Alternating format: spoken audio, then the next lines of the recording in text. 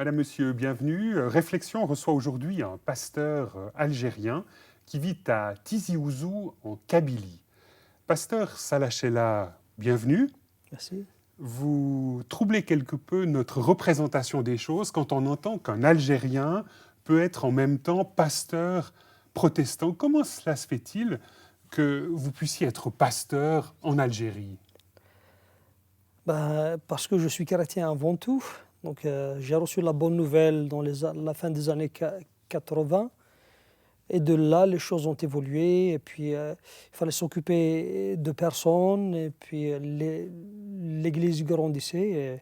Et de fait, je suis pasteur actuellement au service de l'Église en Et comment Algérie. s'appelle votre église à Tizi Ouzou? C'est l'Église du plein évangile de Tizi Ouzou. Et c'est une église qui existe depuis combien d'années? On a commencé le travail en 96.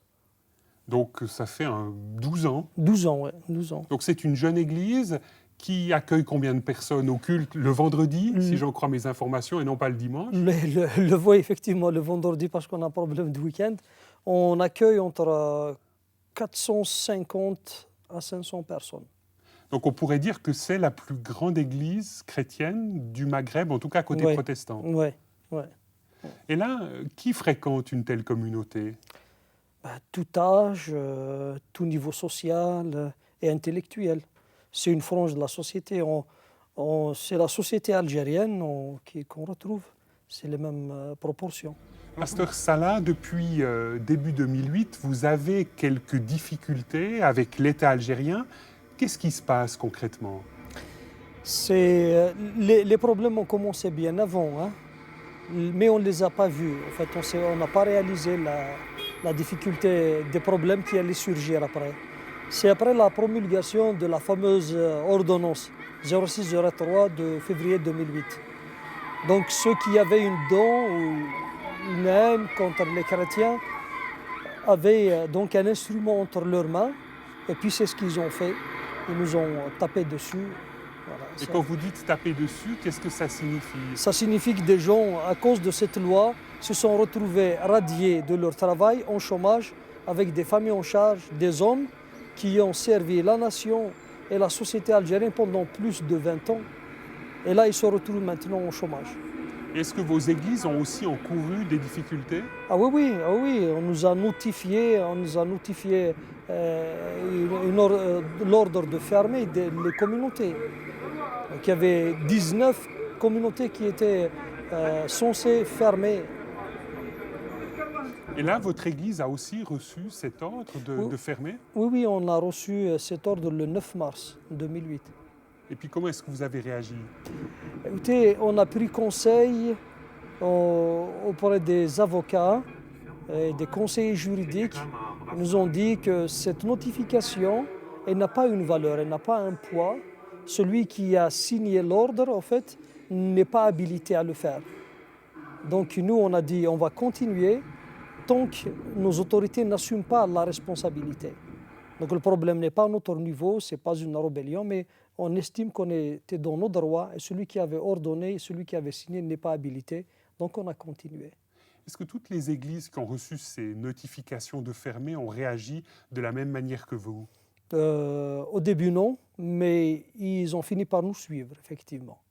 Donc ça veut dire quand même que quelques églises ont fermé à cause d'une intervention de l'État ou d'une sorte d'intimidation. Ah oui, oui, oui, ah oui, oui, beaucoup même, beaucoup, beaucoup d'églises. Et quand vous dites beaucoup, c'est quoi, une dizaine? Une dizaine, ouais, une dizaine. Parmi On est donc 32 communautés. 32 communautés ouais. qui constituent l'Église protestante d'Algérie. 30 plutôt, 30 communautés qui constituent l'Église protestante d'Algérie. Alors, ce qui frappe aussi les gens qui sont intéressés à l'actualité religieuse en Algérie, et notamment à la situation des chrétiens, c'est que certaines personnes ont aussi été condamnées avec sursis par des tribunaux. Ah oui, oui, plusieurs personnes. 3, ils sont accusés de blasphème contre le prophète, c'était en janvier. Notre sœur Habiba aussi, Omar, est accusée pour pratique d'une religion autre que musulmane sans autorisation. plus 2 autres personnes pour prosélytisme, 2 autres parce qu'ils ont trouvé dans leur cabas, dans leur sac, des Bibles qui transportaient d'une église à une autre. Donc tout cela sont effectivement ils sont accusés de prosélytisme et d'exercice d'un culte sans autorisation. Est-ce que ces gens, en tout cas certains d'entre eux, se trouvent aujourd'hui en prison? Non, par la grâce de Dieu, il n'y a personne, pour l'instant, je dirais. Donc chacune de ces personnes a été condamnée avec du sursis? Oui, toutes les personnes ont été condamnées avec du sursis. Ouais. Mais qu'est-ce que ça fait dans la communauté chrétienne algérienne que de voir des gens être condamnés avec du sursis pour possession de Bible, pour pratique religieuse dans un lieu donné? On est choqués et déçus parce que la Constitution algérienne nous garantit cette liberté de culte et même protéger et garantissait l'exercice des libertés de conscience et de culte. Mais malheureusement, avec ce qui vient de se passer, on est triste. On est triste de ce que ces choses puissent arriver aujourd'hui, chez nous en Algérie. On a eu l'occasion d'avoir des images du président de l'Église protestante d'Algérie.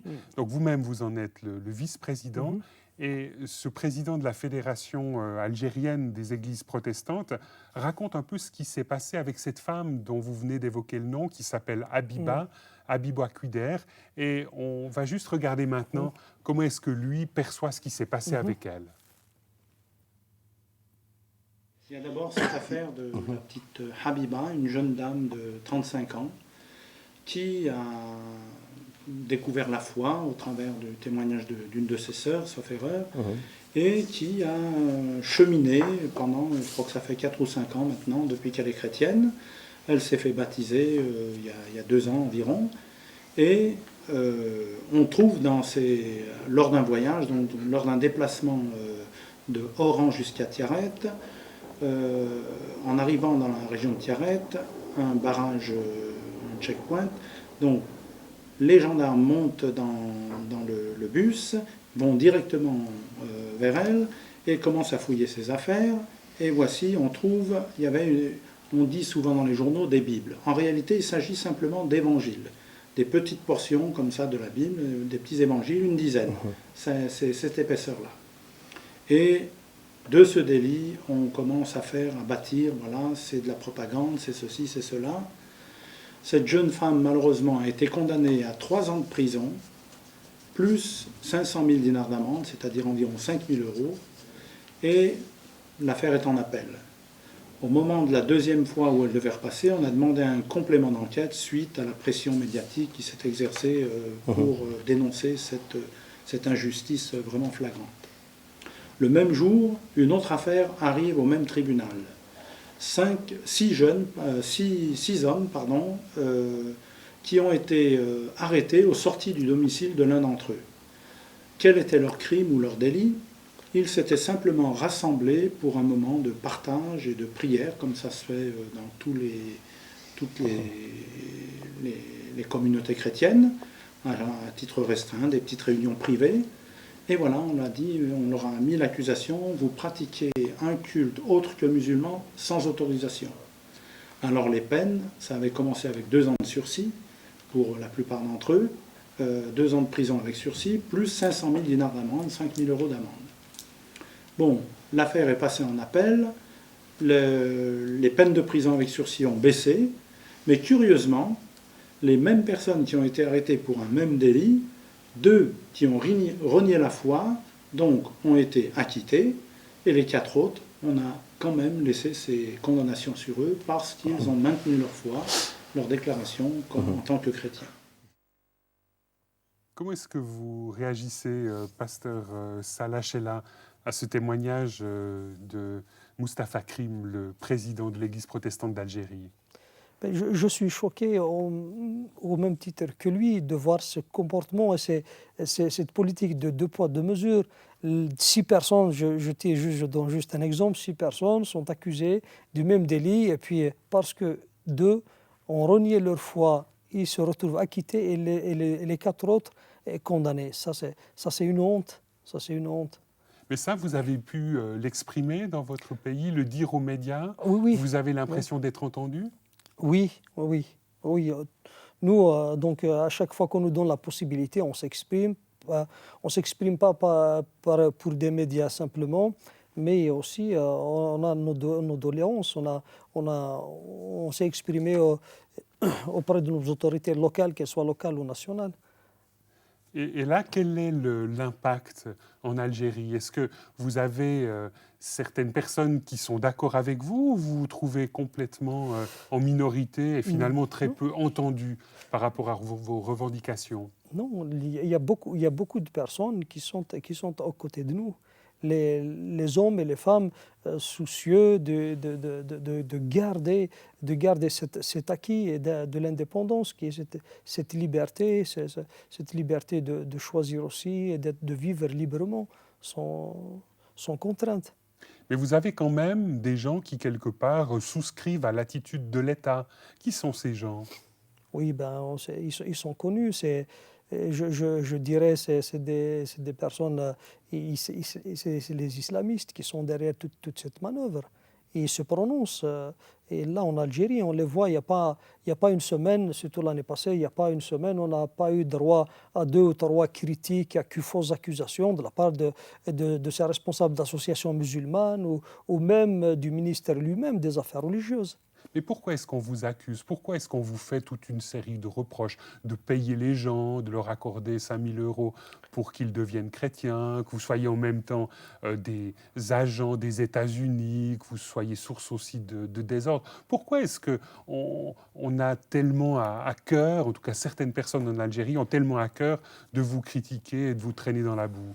Écoute, je pense qu'il y a des gens qui disent, je ne fais que répéter, que des gens, on veut nous utiliser comme des boucs émissaires. Hein, donc, c'est le débat qui est actuellement en Algérie. Je pense que c'est un moyen de détourner l'opinion publique. Donc, ça n'a pas de sens parce que les chrétiens ou la chrétienté, ils existent depuis au moins 15 ou 20 ans qu'il y a des petits groupes. Maintenant, c'est vrai que de plus en plus, le nombre est important, mais Mais quand on dit nombre important, c'est quoi? C'est 300 000 personnes? Non, on représente... si c'est quelques milliers, 4 000, 5 000, à la limite, ça c'est... Mais comment est-ce que vous expliquez vous-même que 4 ou 5 000 personnes puissent être source de tant de débats, de tant de discussions en Algérie? Je ne sais pas, pour moi aussi c'est un mystère, mais comme je l'ai dit, il y a des gens qui veulent fausser le débat, le véritable débat actuel en Algérie. Donc ils veulent détourner, comme je l'ai dit, l'opinion. Le problème, ce n'est pas la chrétienté, qu'il soit chrétien, musulman ou bouddhiste. Chacun il est libre de se choisir la religion qu'il veut. L'être humain a cette capacité de choix. Normalement, normalement l'État doit garantir cette possibilité de choisir et de protéger quelle que soit la minorité. Alors, de nombreux observateurs européens ou occidentaux des libertés dans les pays du Maghreb ont considéré l'Algérie pendant longtemps comme un pays tolérant à l'endroit des autres minorités religieuses, chrétiennes ou juives. Je vous propose de voir quelques images maintenant d'un monsieur que vous connaissez. Il s'appelle Pierre Chans. C'est l'ancien responsable de l'ONG Portes Ouvertes en Suisse. Et il nous a fait part de son sentiment par rapport à la situation en Algérie aujourd'hui. Par le passé, avant 2006, avant la promulgation de cette loi, il n'y avait pas de réelle liberté religieuse, mais une certaine tolérance qui a profité à l'Église. Aujourd'hui, nous sommes inquiétés par ces nouveaux développements, par des condamnations totalement arbitraires de gens qui n'ont jamais rien fait d'autre que simplement de lire leur Bible, par exemple. C'est inquiétant par rapport à l'avenir et la question que nous nous posons tous, c'est d'où vient ce durcissement? Quelle est l'origine de ce durcissement à qui le gouvernement algérien, par cette nouvelle loi, inique, je le répète, veut-il faire plaisir? Et vous avez un avis, une opinion? Je pense que c'est pour se rallier les suffrages des islamistes, N'oublions pas qu'il y a eu une concorde civile il y a quelques années qui signifiait la libération de tous ceux qui avaient été impliqués dans des attentats islamistes. Aujourd'hui, ces gens-là sont libres. Et est-ce pour se rallier les suffrages de cette mouvance islamiste qu'on a promulgué une telle loi? La question peut se poser Et vous le pensez? Je le pense.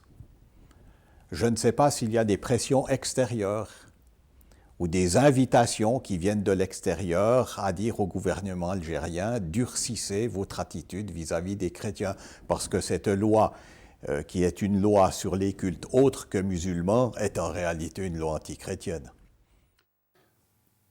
Pasteur Salah Chella, on vient d'entendre Pierre Chance de Portes Ouvertes Suisse. Vous partagez aussi son analyse. Il y aurait derrière une telle loi, cette loi qui a été promulguée en 2006, quelque part des appuis extérieurs à l'Algérie pour demander finalement de ne pas laisser se développer une minorité chrétienne dans ce pays du Maghreb?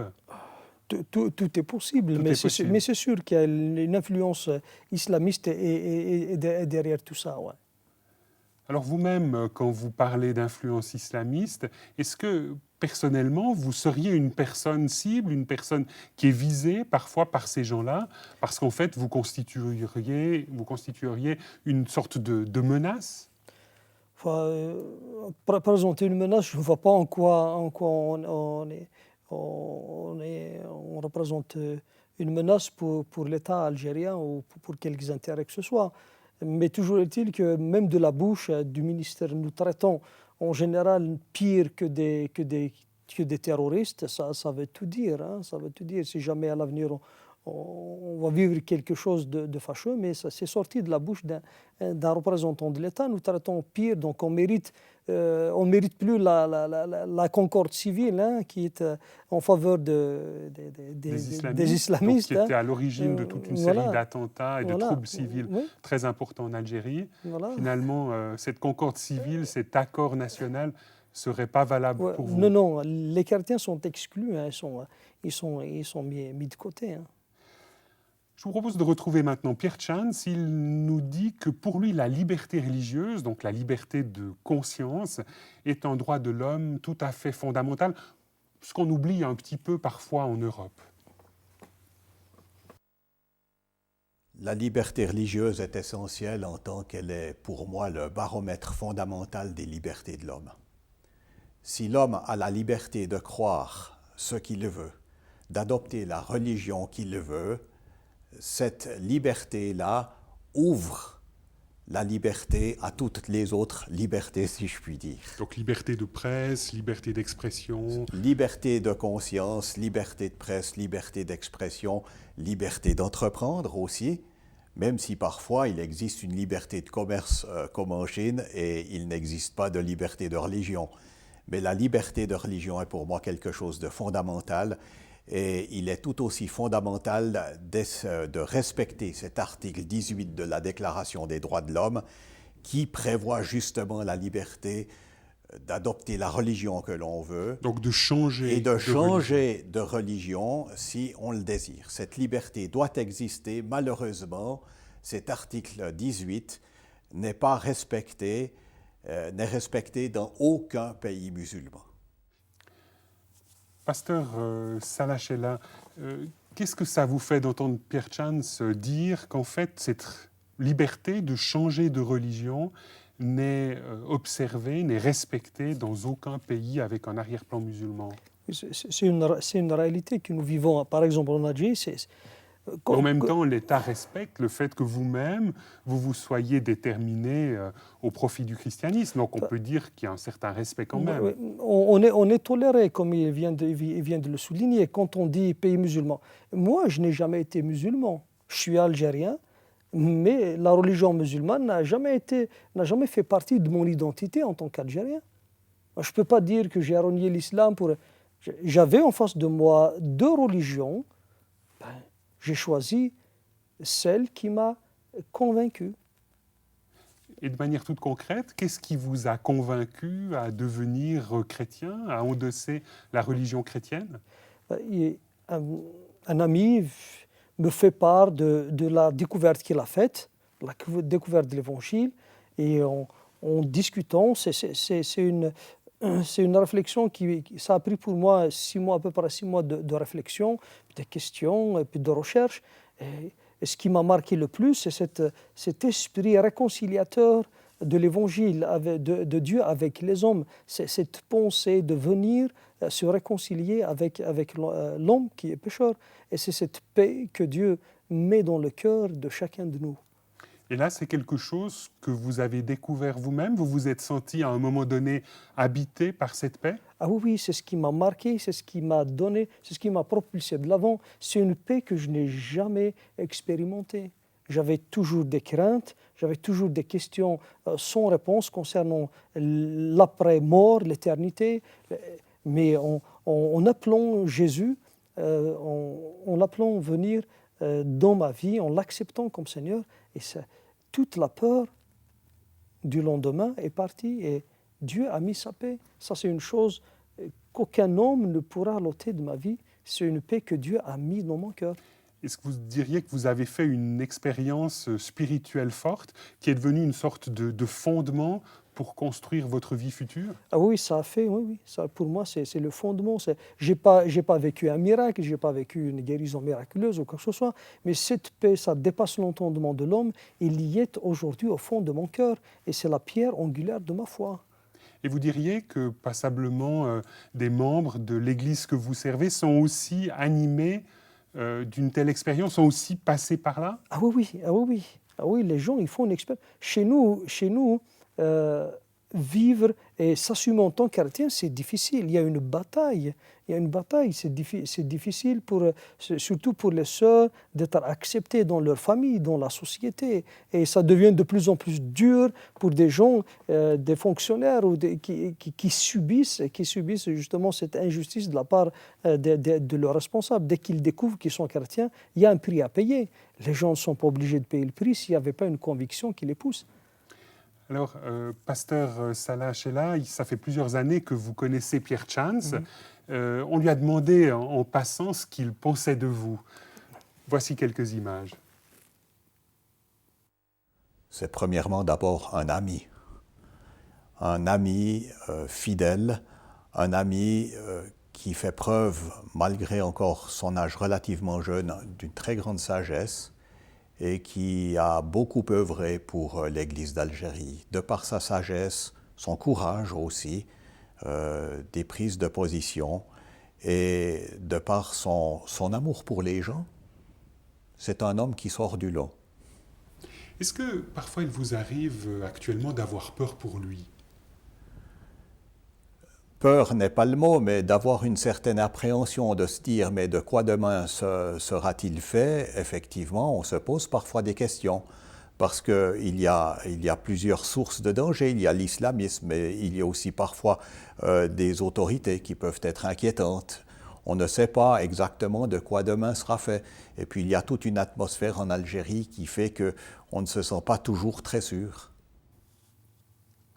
Pasteur Salah Chela, comment est-ce que vous réagissez à la fois à ce signe d'amitié, puis en même temps à ces craintes qui s'expriment vous concernant? Oui. C'est réciproque. C'est un frère, c'est un papa, si j'ose dire. Et c'est une relation depuis on s'est connus en 96 ou 97, donc ça fait une dizaine d'années. Une dizaine d'années minimum, tu vois. Donc il a dû nous supporter. Quand Pierre Chance exprime certaines craintes par rapport, ou une certaine appréhension par rapport à votre avenir et par rapport à certains dangers qui pourraient vous menacer, comment est-ce que vous réagissez? Oui, je suis entièrement d'accord, hein, mais à chacun de nous, tout homme prend des risques. On dit que 75% des gens meurent dans leur lit. Donc finalement, le lit aussi, il est aussi fatal que ce que nous pouvons avoir comme risque. Donc finalement, vous prenez tout ça un peu avec humour? Oui, avec humour, ça c'est sûr. On est chrétien et j'estime que la mort pour nous n'est pas une fatalité. On la cherche pas, on n'est pas maso, mais on doit s'assumer tout en prenant. S'il faut prendre des risques, on doit les assumer. Ça c'est la vie. et vous avez l'impression que pour vos idées, pour la personne de Jésus le Christ, de Issa, comme on dit dans le Coran, ça vaut la peine? Ah oui, ça vaut la peine. Lui, il ne s'est pas épargné, hein. Il a donné sa vie, nous aussi. Hein. Nous devons nous y préparer. Pasteur Salah Chella, merci beaucoup d'avoir accepté notre invitation. Bon retour chez vous et merci aussi, soulignons-le, d'avoir accepté de parler à visage découvert dans le cadre de réflexion. Nous espérons que cela ne vous portera pas préjudice. Amen. Madame, monsieur, merci d'être resté en notre compagnie. Au revoir et à bientôt.